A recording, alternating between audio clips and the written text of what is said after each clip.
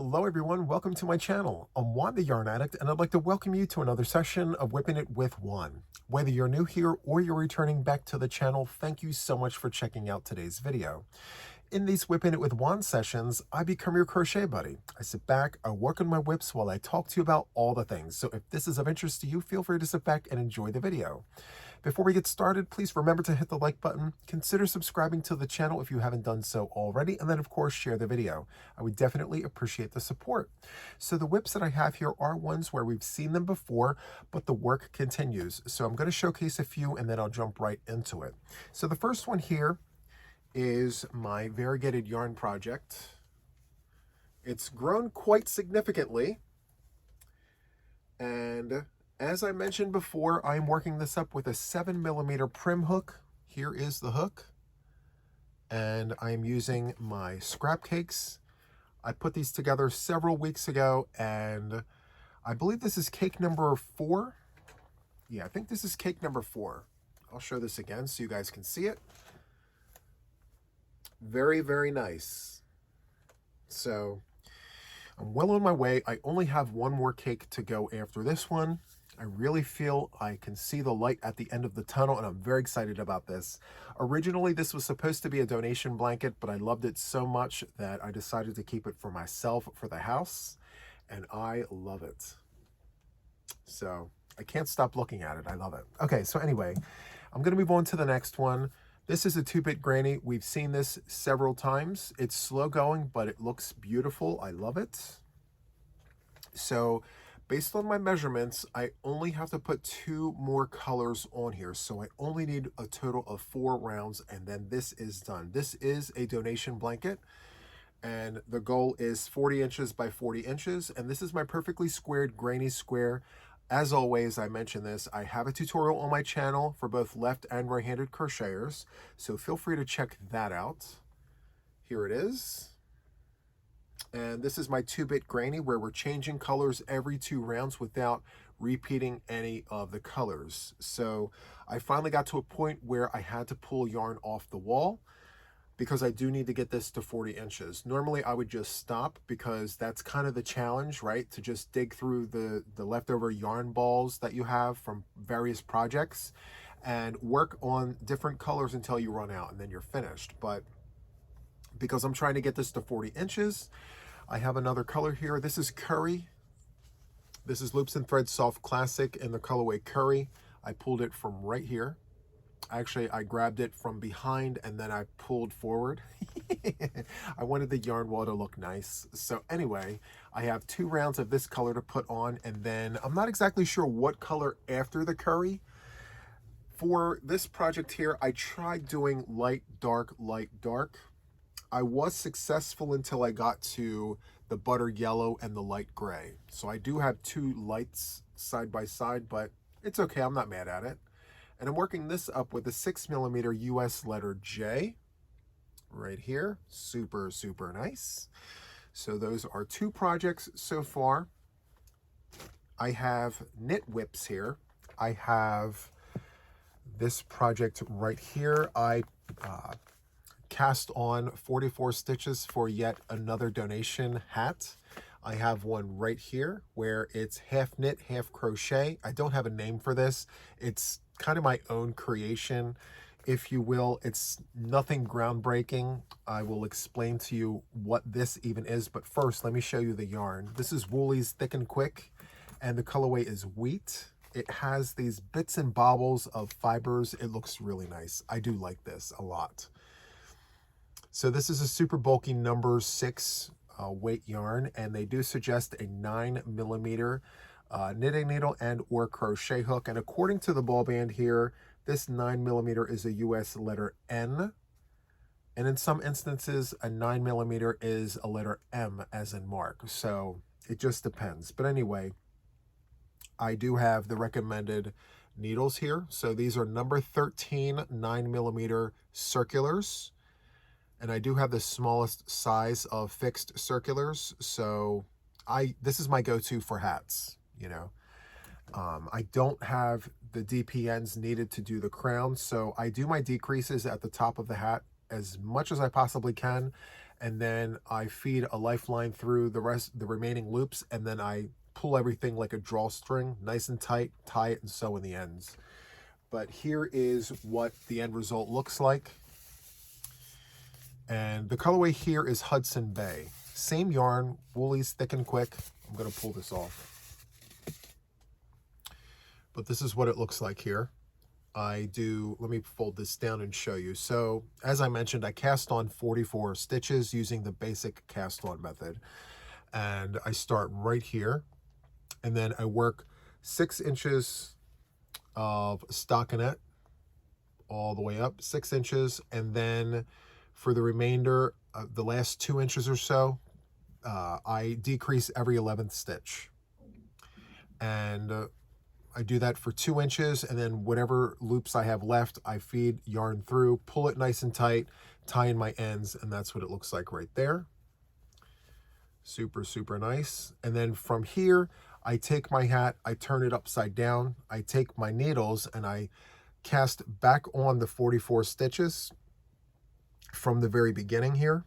And I do 2 rounds of stockinette to really hold in the stitches. And from there, I take an 8mm crochet hook. I use Susan Bates hooks with this yarn. No reason other than I really like it. Anyway, I do several rounds of single crochet in the back loop, and then I do 1 round of half double crochet in the back loop to just give us some extra real estate there. And then to finish off the project, I do 1 round of single crochet in the back loop. And because of the way that I do this, it creates this line. I'm not sure if it's picking it up, but you can kind of see it right here. That line allows the brim to fold over and stay folded over. And I really like that, because with a lot of hats that you have to fold, the fold actually falls out of place a lot. So by doing it this way, it allows this crease to be a part of the hat. So it's built in, it doesn't slide or slouch or anything like that. It's really, really nice. And yeah, so I'm making another one of these. The difference between this one and the one that I'm creating, because each time I do this, I aim to get a little better. I do have a window here. So I'm not exactly sure what happened there, but yeah, this fold is actually covering it, so I'm not too worried about it. And I believe this is my fault line, so maybe that's part of it. I'm not exactly sure. But in either case, the goal here is for this hat, instead of hooking down from a 9mm knitting needle to an 8mm crochet hook, I'm actually going to stick with the same size. So once I cast off the needles and go to the crochet hook, I'm going to jump into a 9mm crochet hook to see if there's any difference with like the holes and the fault line. I'm going to see if it works any better. But I will tell you that I barely had any yarn left over from this hat. This was all the yarn that I had left over, and the skein was the same exact yardage. So it does require the entire skein for this hat minus 1 yard of yarn. So very, very nice. All right, so I have 3 of these whips here to jump into. I have a 4th one here in my Deb Dow duffel tote. I will show this to you. I'm really looking forward to moving along with this project. This here is my bias scarf, and the pattern comes to us from Aberdeen Wool. I am using the pattern from the pickle jar. I decided to not use the yarn from the pickle jar right now. I wanted to test out the pattern to see how it looks in yarn that I have here from my local sheep farm.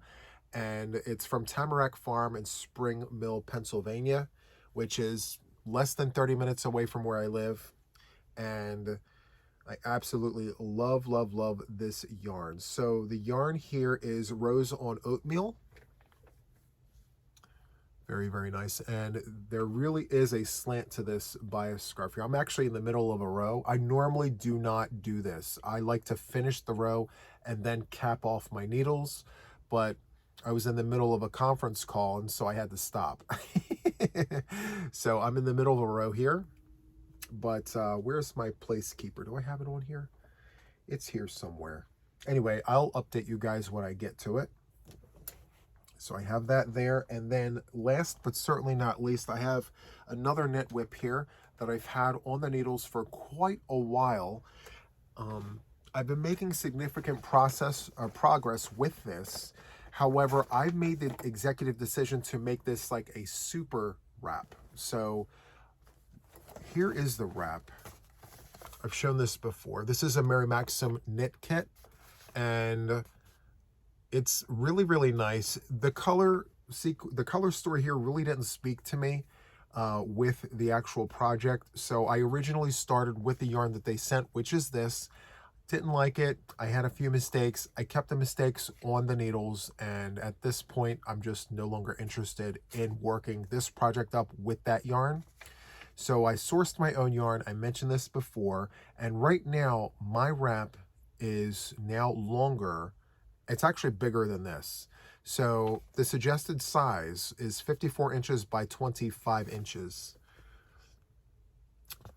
Right now, I'm around 60 inches wide by 30 inches deep. And I'm still on the first skein of yarn. And I'm going to work up all 3 skeins. Well, maybe all 3. I may just do 2. We'll see. If I only work up 2 of these skeins, I will take the 3rd skein and make a matching hat. So anyway, it's Red Heart Gemstone yarn. And the colorway here is called Amber. It's gorgeous. I love the purples, the blues with the oranges and the browns. And this is a bulky 5-weight yarn, and they do suggest a 6.0. Sorry, I was about to say 6.5. No, it's a 6.0 knitting needle, US number 10. But if you're crocheting with this, it is a 6.5 millimeter US letter K crochet hook. Unless you're using a prim hook, in which case they don't have a 6.5 millimeter US letter K. You would actually use a 7 millimeter crochet hook, because that is their version of the letter K. Anyway, let me go ahead and show you the work in progress. Proud as punch. Where are you? Okay, there's the one needle. Where's the other one? I know you're close. I feel you. Here you are. Okay, so it's pretty substantial at this point. Let me show you where we're at now. I've been only showing one side because the wingspan is pretty substantial. So one side is 30 inches. I can't even stretch it all the way. So it's not stretched to its full wingspan for the side, but as you can see there, we have eyelets, and then for the spine we have windows, and it runs all the way down the center here. You can kind of see it like that. And then for the edging, we have a window on the edging there. And this gemstone yarn works up beautifully. You would think, because of how busy the yarn is, that it would be kind of cattywampus, but no, it actually works up really nice, and it's got a beautiful texture with this yarn. Absolutely love it. So I'm a huge fan of this project. I do have a stitch marker on one side of the work to tell me which side is the right side and which side is the wrong side. So this particular project, on the wrong side, you are knitting all the way across. So there, you're not doing any special yarn overs or anything like that. So that's why I have that marker in place so I don't forget. And then on the opposite side, you have your yarn overs, you have your stitch marker or your ring where you're carrying it over the needles to make sure that you're creating the windows for the spine. So there is a process to this, but one where I really enjoy working this up. So much so that I do have future plans on taking this recipe into other yarns in my stash. This is just a basic wrap. I mean, if you've seen one, you've seen 100 of them, but there's just something about the way that this works up that I really enjoy. I like the fact that there are sections of eyelets that really help you advance and progress through the work. But then also too, like the spine has windows on either side. It's really nice. Here's a close-up of the spine. Now this yarn here is more of like, it's more ribbon-like, so it doesn't really showcase the stitch definition just because it's a flat yarn, but I don't know what I'm going to do with the actual yarn. So they sent 3 donuts of this yarn for this scarf. I may actually give away the remaining donuts. They're untouched, and I think if you work it up into another project, it'll turn out beautiful. Anyway, so those are the WIPs that I have for this video. It took me quite a while. We're 15 minutes in. How are all of you guys? I hope you guys are well. Thank you so much for tuning in. If you have me on for background noise, it's a win-win situation. If you're watching, that's great too. So at any rate, I am actually going to start with the 2-bit granny because I need this yarn for yet another WIP that I don't have showcased right now, potentially for another video. I do need this yarn. So I may have showcased it before. I have a donation blanket that I'm currently working. 3 rows of double crochet each color, back and forth for 3 rows, and I'm trying to not repeat any colors. So I love the idea of just busting through the stash, and I challenge myself with saying, only use this color once, you know, and I'm forcing myself to really push through and work through all of the colors in my bags instead of sticking with the ones that are just at the top. It's making me really dig and use the leftover yarns, because I know from past experience for me, when I work through those ball bags, the leftover yarns, I try to just grab what's closest to me to just get it done, you know. But forcing myself to dig, it's a lot of fun, and sometimes you surprise yourself. I know for me, I'm like, wow, I didn't even realize I had this color at the bottom of the bag. So love that for us. Anyway, I think this is where we're going to start. I'm going to put curry onto this blanket, and you know what, to be honest with you, if I only get this done, it's a win. You know, every stitch is 1 stitch closer to the finish line. And this is a donation blanket, and I mentioned to you guys in other videos that the goal is for me to have 76 blankets for this season for Camp Boggy Creek. And I've been shouting out Camp Boggy Creek this entire season. I absolutely love this charity. This is my charity of choice for this season. And it is a camp in Eustis, Florida for chronically ill children. And there are channels out there that will speak about this at great length. I do my little fair share. I tell you guys that, you know, it is a camp where chronically ill children can forget about their illness for an entire week. Doctors and specialists volunteer their time there, and they give the children 1 week of an opportunity to live life as a kid and do all the fun things that kids do at camp.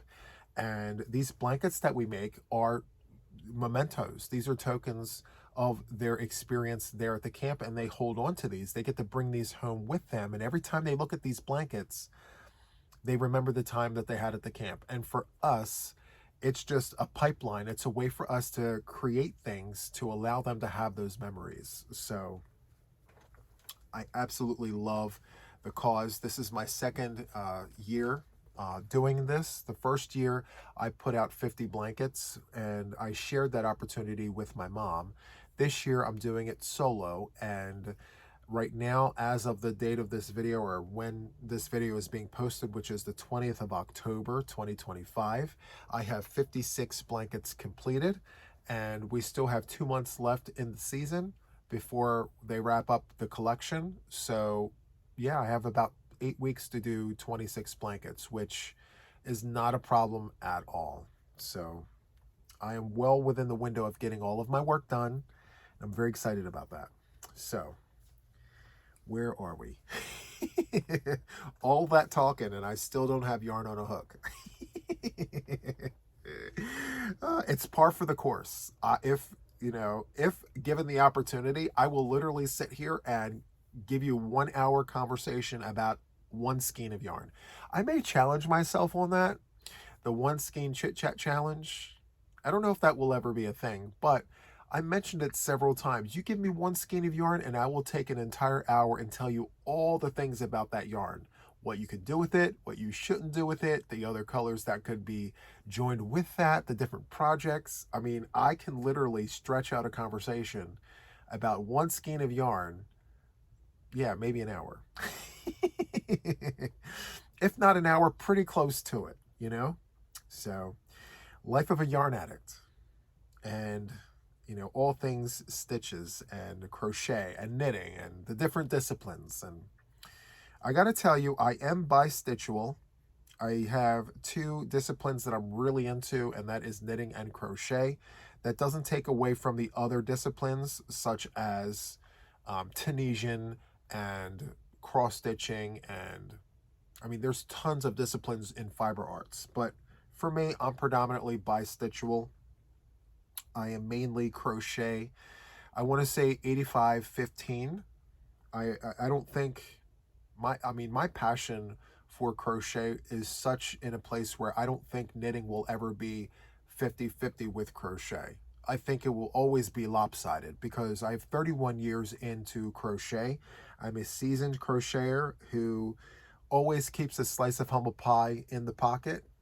I always believe and feel that there's something to be learned in every process. I mean, I can sit here and tell you that I've been doing double crochets for 31 years, but there's always different ways to apply stitches to different projects. There's always something to be learned in our craft. So, as seasoned as I am, there's always something to be learned. And so, to the newbies out there, just learning crochet, just know that there are seasoned people out here always sprouting out from the rooftops, that there's always something to be learned. We don't always know it all, you know. We would like to think that we know it all sometimes, but the truth is we're always learning. So with that, let me do my 3 chains. Stay focused, Juan, right? If I can get one round done on this, it's a win. A win is a win, and I'm going to take it. So I do spend many hours a day crocheting, even on my work days. I mean, I am a caretaker, as many of you guys know. I take care of my mom, and she's also, she used to be a seasoned crocheter. As of late, I mean, she lost her vision, and so she's not crocheting. She actually passed along her yarn stash to me. Right now, I have it where it's always been. I'm not touching it, but with her not being able to see anymore, I've inherited her yarn. I always knew I was going to get it because I'm the one who actually paid for all of it.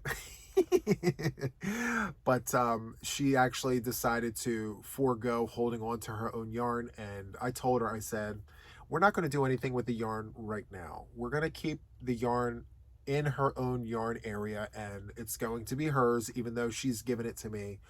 I'm always hopeful that maybe her vision will come back.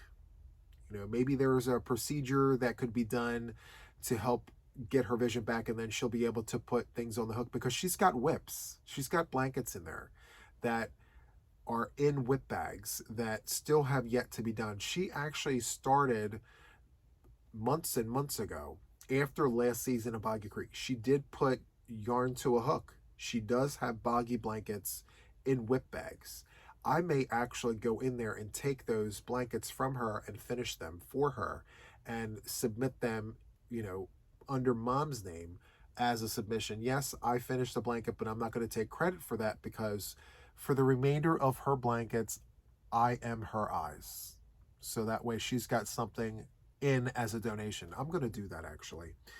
At some point today, I'm going to go in there and grab her WIP bags and finish them up. So if you guys see a second WIPn It with Juan session, it's going to be me actually working on Mom's Boggy blankets, because it would be really nice for her to have something submitted, even if she can't finish it.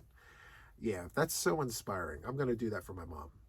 Anyway, I think she's got 2 or 3 blankets that she started in separate bags. One is definitely a Christmas one. She loves that Christmas yarn from Red Heart called Mistletoe.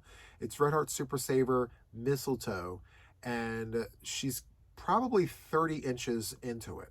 So she was very invested in that one. She's got another one that is a scrappy blanket. She also likes to dig through the leftover yarns. Just randomness of the situation. She loves that. The apple didn't fall far from the tree. She's the one who planted that seed. She's like, Juan, all yarn is good yarn. Use it all, regardless of how big or small that yarn ball is. Use all of it, Juan. We love all the yarn.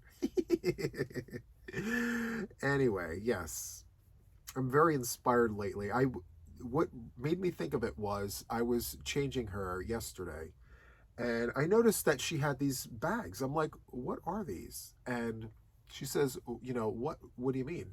So, and by the way, because she can't see, we do sign language, where she's actually holding my hands and I sign under her hands so she feels the sign. And I reminded her that she had these 3 bags under her night table. And she said, oh yeah, those were for the kids. And so I said, well, were you ever planning on having them sent out? She's like, they're not ready yet. They're not big enough.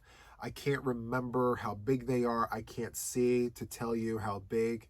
I said, don't worry about it, Ma. I'll take care of it. So I just wasn't sure about how I was going to do that. But I think what I'm going to do is once I have mine done, like I'm going to pause and then I will work hers. And I'll have hers done at some point before the cutoff. So that way there's something submitted under Mom's name. So we'll do that. Stay tuned for sure. So before I pressed the record button today, I went into my studio, my YouTube studio, and I did some searching, and there were a few questions that were asked in my videos, and I decided to jot them down on a sheet of paper. And I thought it would be a really great opportunity for me to answer some questions. And maybe not every WIPn It with Juan session will have a segment where I'm answering questions, because I do like to answer them as they're being asked. But I saw an influx of questions, and so I thought, why not do it this time? So I can't promise it every time, but this time we're going to answer some questions, okay? And I only wrote down the person's first name for these questions, and there aren't a lot. I only wrote down 4 questions. I have the gift of gab, so I can really stretch these 4 questions. I like that for us. 4 questions, we can stretch it. Anyway, Alice asks, how many blankets do I have? Well, that is a tall question, because I have blankets for the house.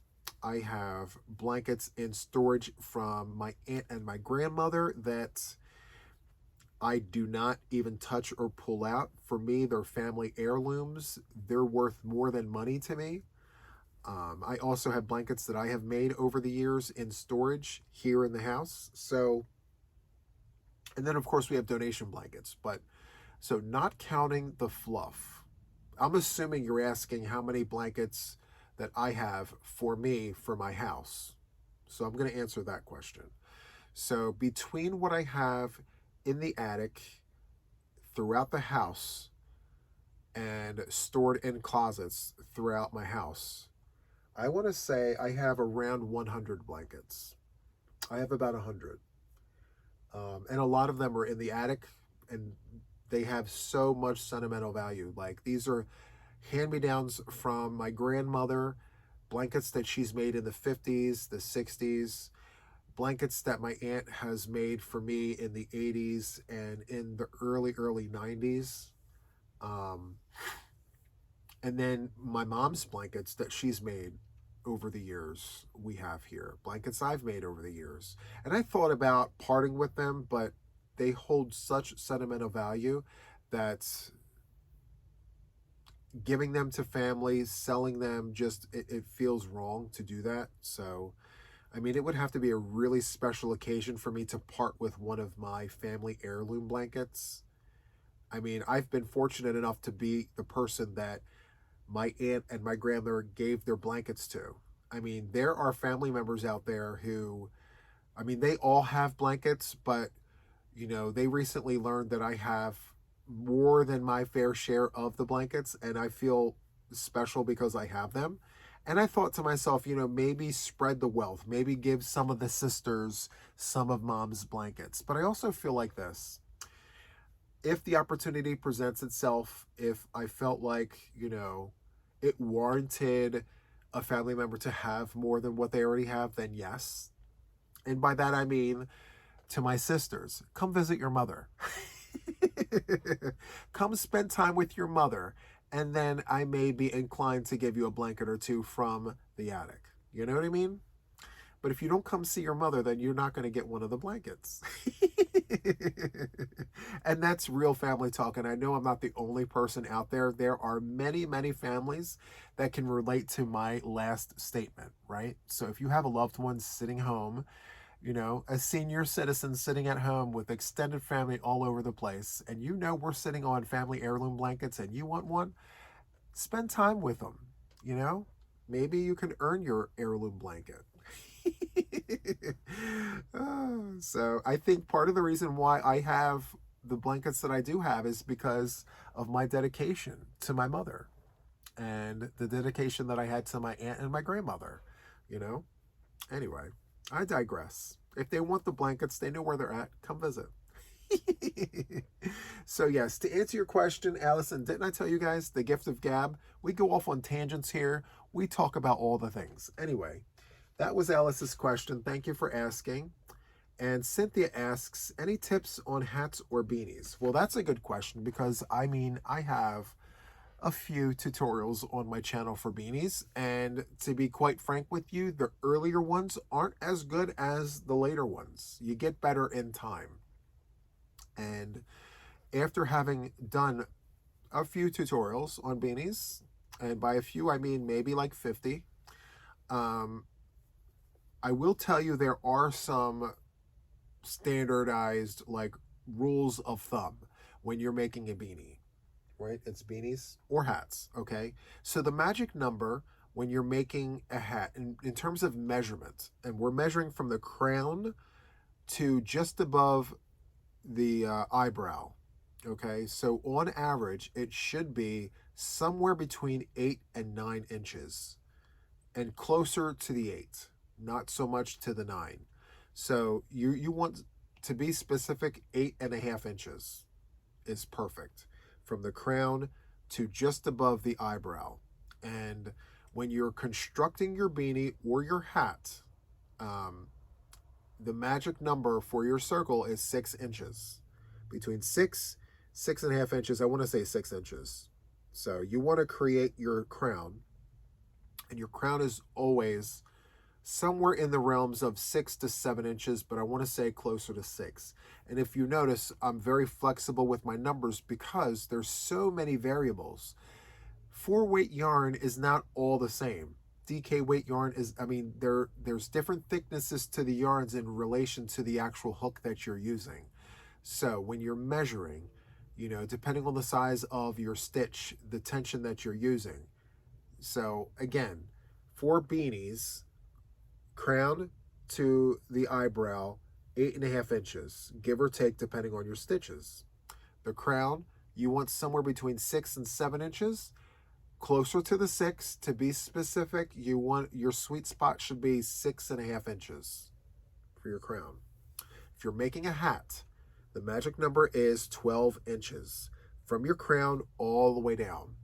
There is no landing spot. You want to measure your hat all the way out until it gets to 12 inches. Because if it's 8.5 inches from your crown to your eyebrow, the remaining inches will be the fold over.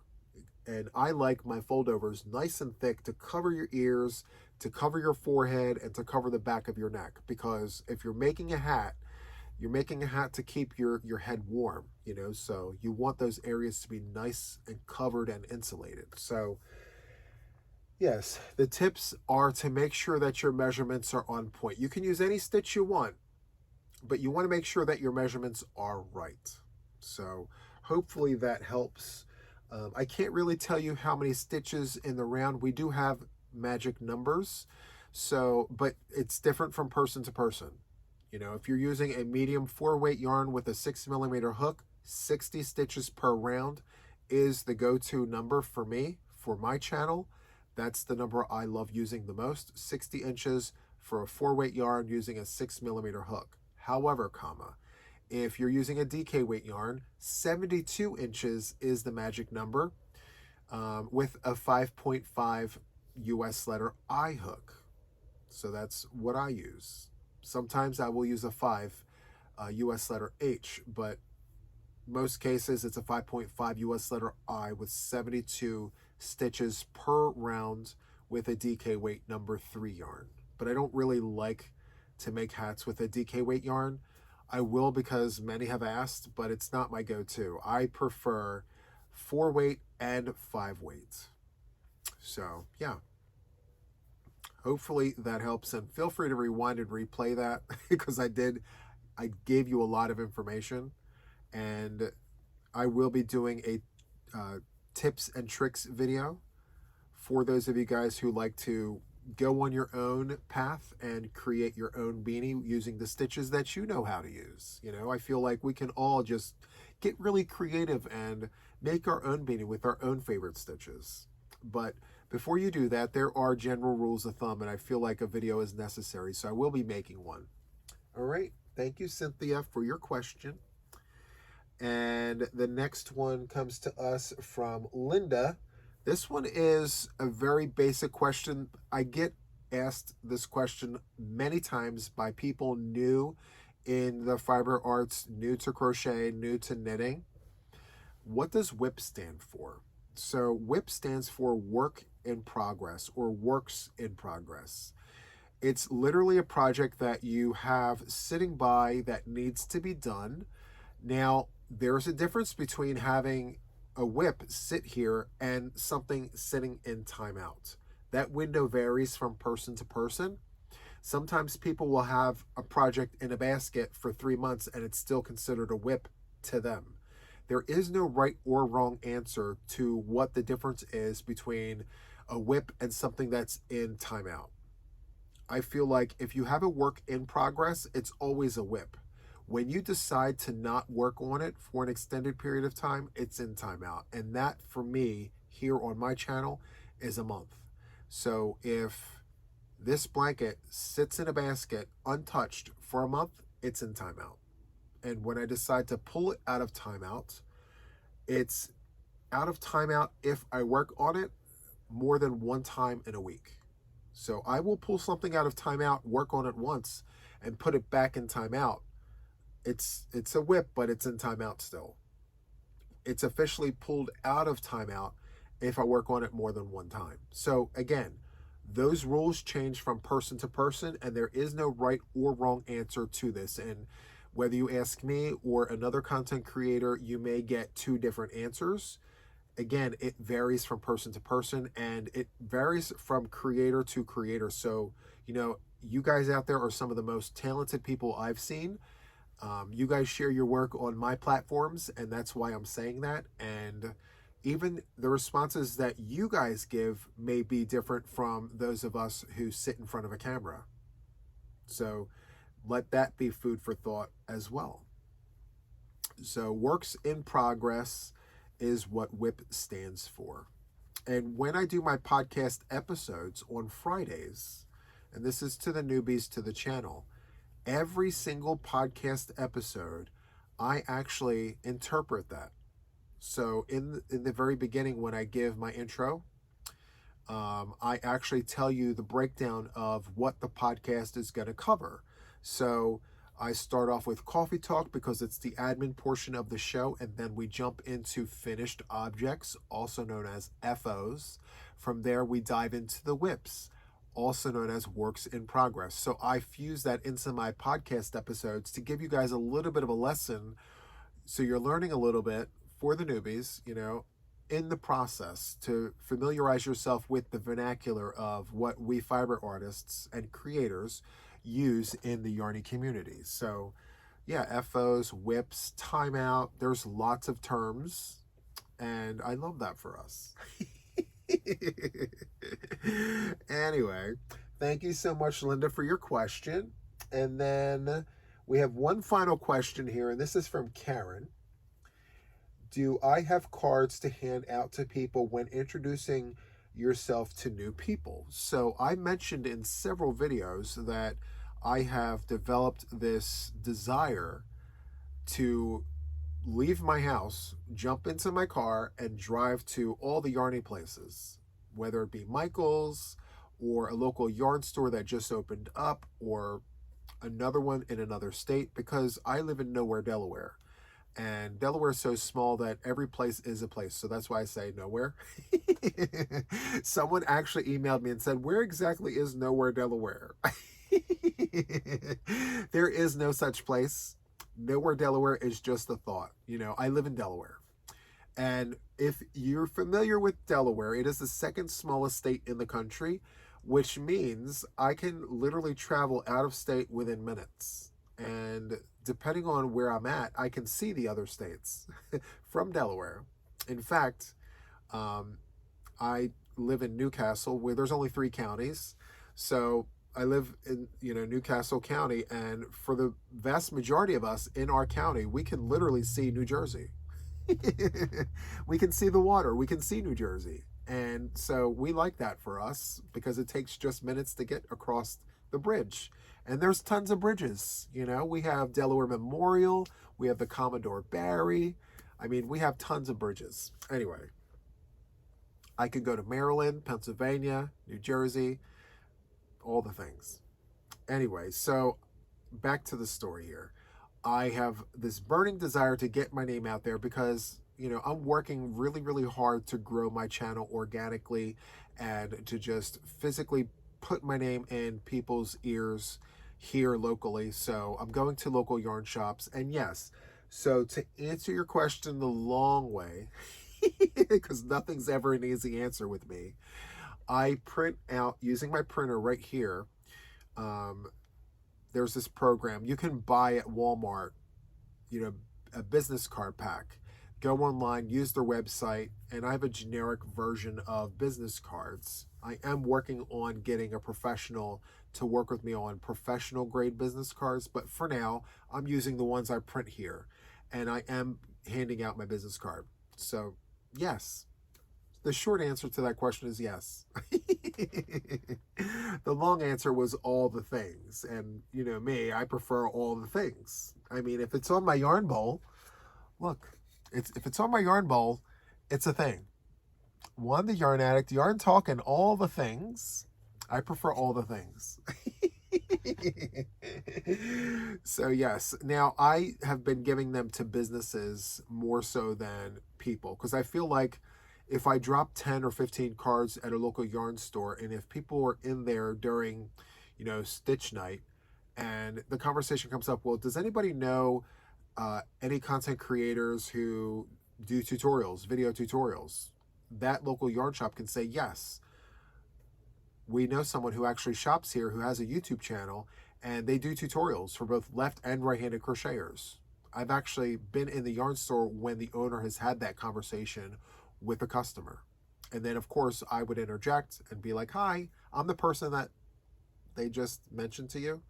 I'm Juan, nice to meet you. And so, yes, I am a people person. I am extroverted, and sometimes it doesn't seem like it. I may have moments where I'm very introverted, but yes, I'm very extroverted, and I have no problems walking up to a complete stranger and striking up a conversation about all things yarn. I have been known to, and I've done this, I'm in a yarn store and I see someone eyeballing some yarn that I know a lot about. I don't know a lot about all the yarn, but some yarns in the local yarn stores, I know some things. And so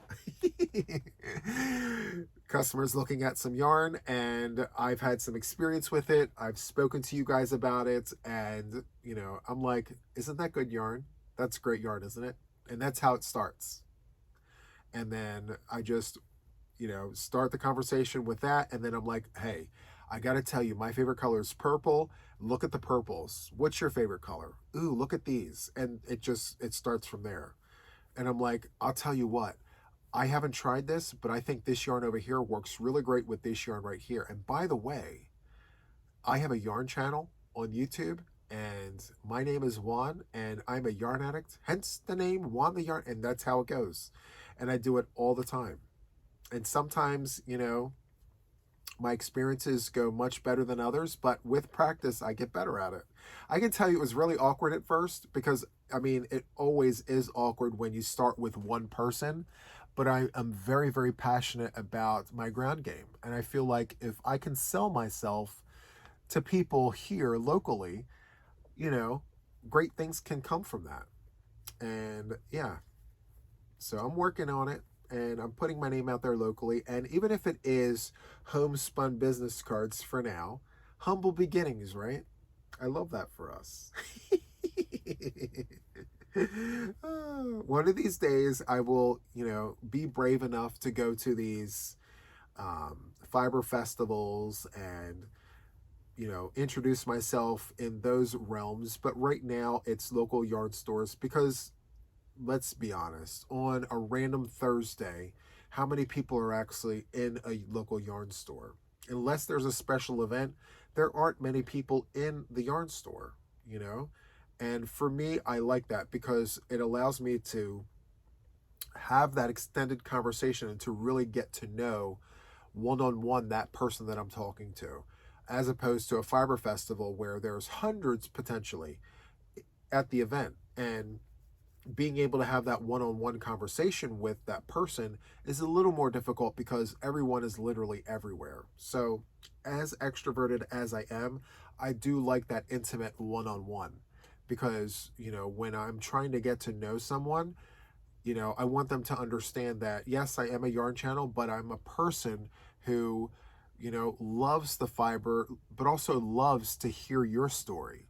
Like, where are you with your journey, and what can I do as a content creator, as a tutorialist to help you progress you in your journey? Because ultimately it takes a village, whether you have a channel or not, unless you know everything, we all have to reach out and, obtain information to learn our craft. So even if it's a book or a video tutorial or a recipe that was given to us or we search online for it, we all need resources.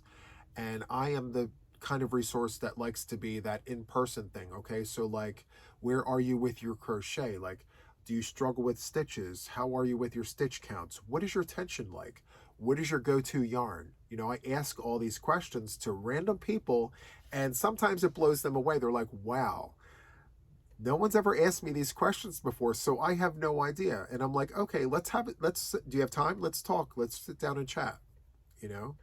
And at the end of the conversation, it's like, wow, so not only am I, this is them telling me, so not only am I like subscribed to your YouTube channel, but I've actually saved some of these tutorials based off of our conversation that I'm going to go back and watch.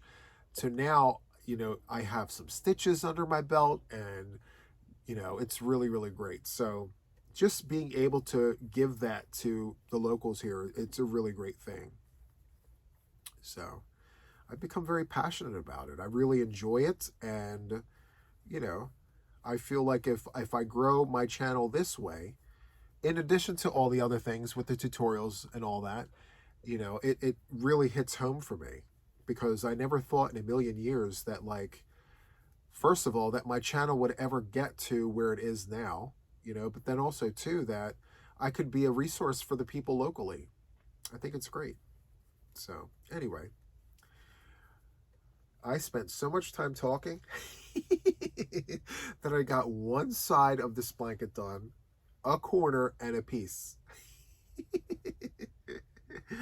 Sometimes it's not about the amount of stitches that actually gets done, but about the conversation that we have with each other, Yes, we're WIPing it, we're getting the stitches done, but it's not a race. And yes, I can crochet fast, but I love talking to you guys more. And I can always do this when the cameras are not running. So as long as I'm getting some of my stitches done, mission accomplished. So that goes without saying, and I'm a very big advocate of, it's not a race. I may crochet fast, but that doesn't mean everybody has to. I'm not a normal person. I'm not normal, you know? I think the normal person crochets at their pace, and that pace is different from person to person, you know?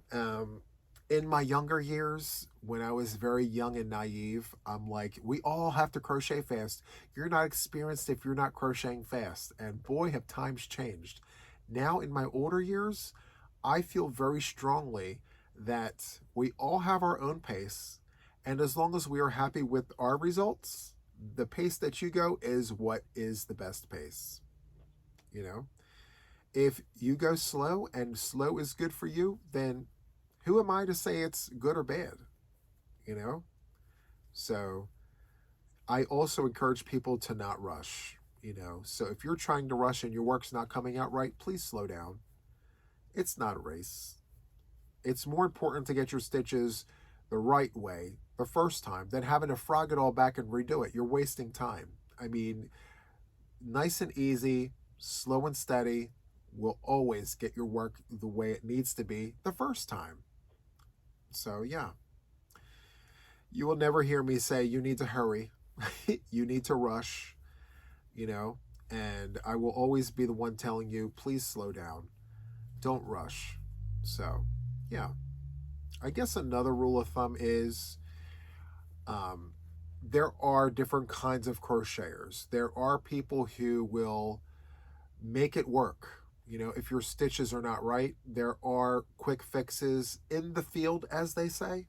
You can fix your stitches in the field, and there's nothing wrong with that. You know, again, the wonderful world of crochet allows us the ability to make modifications in the field, and this is our field. Okay. There are also other crocheters that do not fix in the field, and there's nothing wrong with that either. And by that I mean they will frog their work all the way back and redo it if it's not right. I don't think either one is better than the other. I feel like whatever makes you happy in your craft is what's right, you know.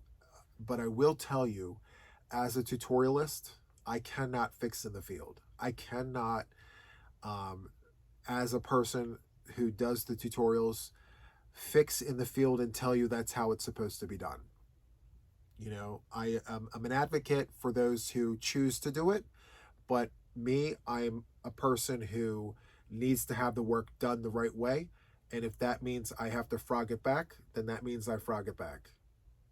But that doesn't negate the fact that if you're able to do a fix in the field to make it right, then I'm here applauding you. I love that for you. And it doesn't mean that your work is any less than mine. So there is, I give credit where credit is due, and that takes talent. I don't know if you guys knew that, but like if you're able to fix stitches in the field to make it where it needs to be and it looks right and nothing's wrong with it, that's talent. Not everybody can do that. More people actually frog their work all the way back because they don't know how to fix in the field. So if you can make those adjustments, I applaud you. I applaud you 100%. So, yeah. And a lot of my mentality, my thought process has changed over the years. This entire conversation that I'm having with you right now would not be the same 10 years ago. You know, it'd be very, very different. I wasn't a tutorialist back then. So I was that person fixing in the field. I'm like, make it work. It's fine. As long as it looks good and it's not cattywampus and crooked, it's fine. But the level of integrity on my end had to change because people rely on me to write patterns and they rely on me to design things, and they commission me. They have commissioned me, not as of late, but in the past, they have commissioned me over the years to make things the right way the first time. And so I had to change my thought process, but I've never let go of that fixing in the field. No. I mean, there's something great to be said about that because not everybody can do that. So, yeah. As you can tell, I'm very passionate about certain topics. That is one of them because I used to be that. I used to be that person, You know, oh, just add a stitch here or take a few away from here, or don't work any stitches in the corner because you don't want the corner to point. So do this to make, yeah, it takes work to get that good with crochet. Anyway, here we are. I'm about to get the second side completed. I'm several clusters away from the corner. Oh, so good. You know what? I haven't really worked with this curry colorway in a while, and I gotta tell you, I really like this color. It's like a burnt gold color. I like that. I like that for us. I may have to pull that off the wall and work with it a little more, if I'm being honest with you. I don't know exactly what colors. Well, first instincts would be to work the brown tones with this curry colorway. I would do like a burgundy. I would start with a burgundy, go to like a wine color, and then a purple, and fuse this in there somewhere in the mix. Maybe this being one of the lightest colors of that sequence, or I would pull various shades of brown and fuse this into where the browns are. Yeah, I would totally do that. I don't work with this color enough. And it shows because I'm sitting here trying to decide what other colors to work with. Work into this color, rather. So, yeah, super, super nice. Someone said this, so I recorded a vertical this morning. I do an international live once a week on a vertical. And someone mentioned in that vertical, you're so professional. I have to tell you that was a very high compliment because it's constant work for me to try it's to try and elevate the way I present myself. Not always. There are moments on my channel where I'm super relaxed, which is like Saturday night date night, and you know, I come into the squirrel's nest, I got slippers on, all the things. But like my podcast episodes, my vertical lives, I try to present myself as professional as I can in the moment because it is fiber arts. And I took that as a high compliment, and I can't seem to shake that high compliment. So to the person who said that, thank you so much. That's making me smile on the inside because I mentioned it several times that I'm trying to elevate my presentation skills when it comes to the fiber arts. And so, yeah, love that. I don't know why I felt the need to tell you, but I was very excited about it and I wanted to share that with you. Anyway, as soon as I get to this corner, we will wrap up. I'm sad to report that I didn't get much done in the way of crocheting today, but I will tell you that I feel very fortified that we covered many bases. We've covered many topics. We talked about many things. I feel like, yes, bridges were crossed, subjects were covered, and we've won. This is a win-win on both ends, yours and mine. And I have to tell you before we wrap up, I do have plenty of videos in a playlist for you guys with these WIPn It with Juan sessions. We're at like number 88 or 89, right? I think 89. Don't quote me. I'll look into it. But we're in the high 80s at this point with WIPn It with Juan sessions. And each one is about 45 minutes to an hour. So many, many hours of viewing pleasure. You could just put me on in the background and that could be your yarny company. I actually have my own channels that I utilize for that. Mainly knitters, but I do have some bistitual channels that I watch. And, you know, I listen in while I am cleaning the house, doing the dishes. Sometimes I bring my phone out to the yard and I work the garden. I pull the weeds while I'm listening to a podcaster. So, yeah, love that for us. Anyway, if I am that for you, thank you so much for allowing me in your home. There are many channels out there that you could be listening in on, and the fact that you are listening in, and we are literally on the verge of hitting a 1 hour mark on this session. If you're still listening, thank you so much. I appreciate you. You guys are the groundwork that keeps my channel going. So thank you so much. I'm going to wrap up this session of WIPn It with Juan. As always, it's a pleasure. Thank you for allowing me in your home. That is all for now, and until the next one, take care.